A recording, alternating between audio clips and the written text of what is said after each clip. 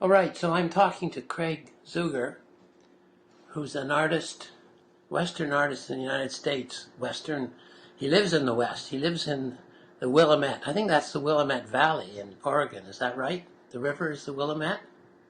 Not Well, sure. it's actually us locals we call it the Willamette. Willamette? That's what they say? Willamette. Yep. Way to go. I love that. And it's it's paradise, I think. As far as I know, I've been briefly through there many years ago. I mean, if it's a wonderful place, just a wonderful place to live. Anybody who loves the outdoors and who loves the beauty of the outdoors is going to want to live there. I think that if you want to know it personally, I've looked at some of your art, Craig, on the on the on the websites, and I got to say that I don't know. I think if someone wanted to know what paradise meant, they should look at your art. I appreciate that. That's what it looks like, as far as I'm concerned.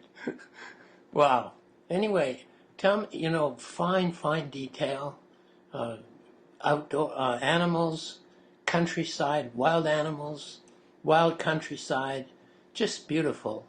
Tell me, and you have some acreage there, and you have a family, I guess, that live there with you. Where I'm Your at wife? Is I'm in the Willamette Valley, just on the fringe of the Coast Range. I live probably about I don't know 50 miles as the crow flies from the Pacific Ocean, Sure. and inland a bit. My wife and I live together. We don't have any kids. We have a bunch of animals, and we have 102 acres.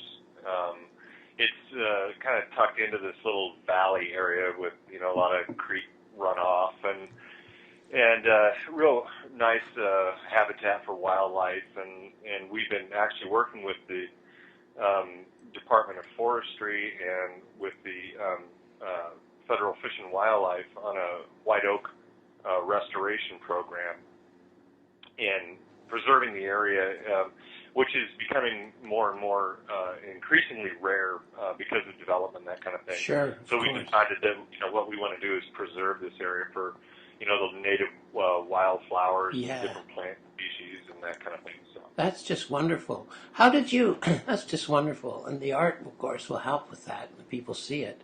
How yeah.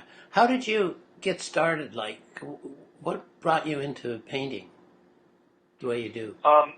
Well, it actually, my interest, I think, started back when I was a little kid, and my mom was kind of a hobby painter. She never did it professionally, but she always enjoyed it. She did a lot of portrait painting, and would get a lot of her subject matter from the pages of like National Geographic or wherever she would find any portrait image that would kind of move her, and she would paint. So I always had that around me, the smell of oil paint, and the whole thing. So it was always kind of ever present, and I just kind of would watch her, and I thought it looked kind of interesting. Then I started doing a little painting. I guess before that I was drawing all the time, and then like I said, when she started painting, I became really interested in that process. So that's, I guess, where the really the beginning interest was. Did you go in? Did you eventually go in for some formal training of any sort, or? A little bit. I had some brief college experience, but I didn't really pursue it too much in that. I did, of course, through high school and Sure. all the the junior high and high school, that kind of Yeah. thing.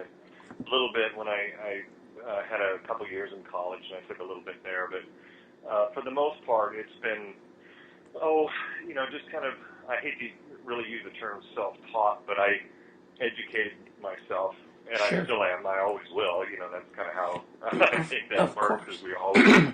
I think everybody at some level does Pardon that. All the artists at some point, it becomes a self-education process, I should think. Yeah, You I think so. you have mentors. Some of the famous old painters in the U.S. I did. Yeah. Well, I'll tell you I think probably one of the most influential people for me, and I think, and I owe him a lot of credit, is when I started to look at art as a profession.